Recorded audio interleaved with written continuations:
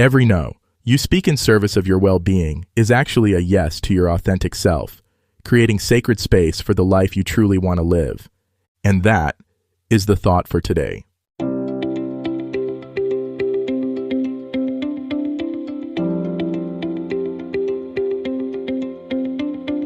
Welcome to 7 Good Minutes. I'm Clyde Lee Dennis. Thanks for joining me for what I believe will be 7 of the most enriching minutes of your day. In today's episode of 7 Good Minutes, we talk about mastering the art of saying no. Protect your well-being with boundaries. Enjoy. There's a moment that many of us know all too well. Someone asks you to do something, and even though every fiber of your being wants to say no, you hear yourself saying yes. Maybe it's taking on another project when you're already overwhelmed, agreeing to attend an event you have no interest in, or helping someone when you barely have time for yourself. Later, you feel resentful, exhausted, and frustrated with yourself for not honoring your own needs. If this sounds familiar, you're not alone. Learning to say no is one of the most important skills you can develop for your mental, emotional, and physical well-being. By the end of this episode, you'll understand why saying no is so difficult for many of us, how it actually serves your relationships and goals, and you'll have practical strategies for setting boundaries that protect your energy and honor your priorities. Let's start by understanding why saying no feels so challenging. From an early age, many of us are taught that being helpful, accommodating, and agreeable makes us good people. We learn that saying yes earns approval, while saying no might disappoint others or make us seem selfish. This conditioning runs deep, and it can make saying no feel like we're being mean, ungrateful, or letting people down. But here's a truth that might surprise you. Saying no is actually one of the kindest things you can do, for yourself and for others. When you say yes to things that don't align with your values, priorities, or capacity, you're not showing up as your best self. You might be physically present, but you're likely to be resentful, distracted, or half-hearted in your engagement. That's not fair to anyone involved. Think of your time and energy as precious resources, because they are. You have a finite amount of both, and how you choose to spend them determines the quality of your life. Every yes to one thing is automatically a no to something else. When you say yes to that extra committee meeting, you're saying no to time with your family. When you say yes to helping a friend move when you're already exhausted, you're saying no to the rest you need. The art of saying no begins with getting clear on your priorities and values. What matters most to you? What are your non-negotiables?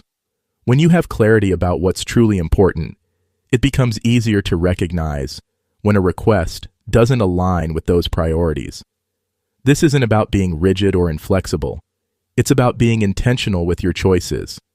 One of the most powerful reframes around saying no is this: you're not rejecting the person. You're declining the request. There's a big difference. You can care about someone deeply and still say no to their request. In fact, maintaining healthy boundaries often strengthens relationships because it prevents resentment and burnout.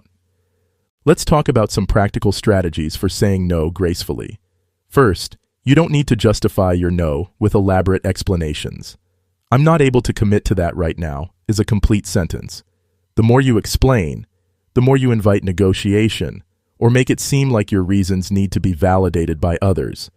If you're someone who struggles with saying no in the moment, try buying yourself time.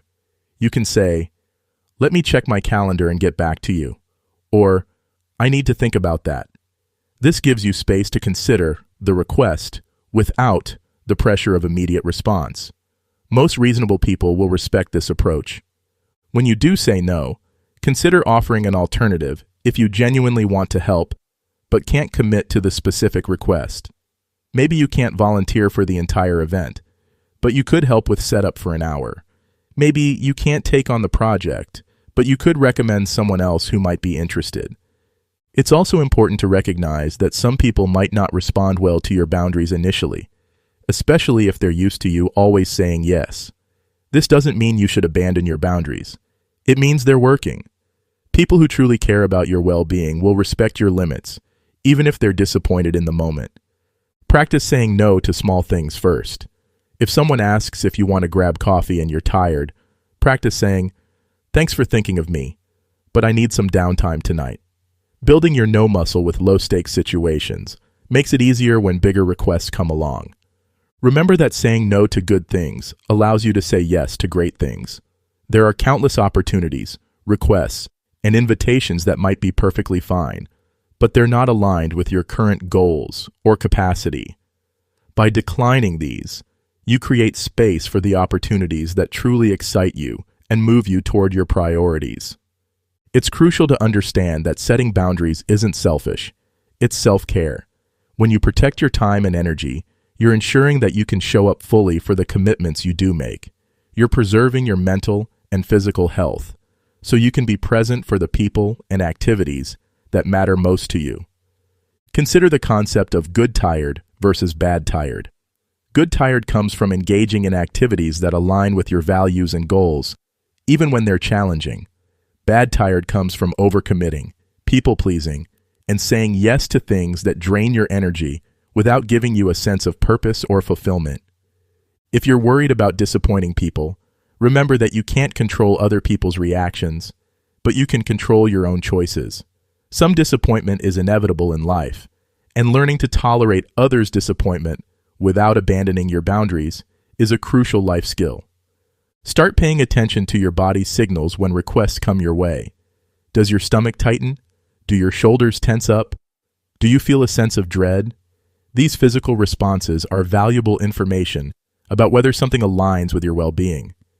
Also, notice the difference between feeling excited about a challenge versus feeling overwhelmed by an obligation. Both might involve some nervousness, but excitement energizes you, while obligation depletes you. The art of saying no is really the art of saying yes to what matters most. When you protect your time and energy by declining requests that don't serve you, you're creating space for the relationships, activities, and goals that bring meaning and joy to your life. Your well-being matters. Your time matters. Your energy matters. You don't need to earn your worth by saying yes to everything. You're valuable simply because you exist. And taking care of yourself isn't selfish. It's necessary. Learning to say no is a practice, not a perfection. Be patient with yourself as you develop this skill. Each time you honor your boundaries, you're strengthening your ability to live authentically and protect your well-being. And that's not just good for you. It's good for everyone who gets to experience the best version of you when you're not overwhelmed and resentful.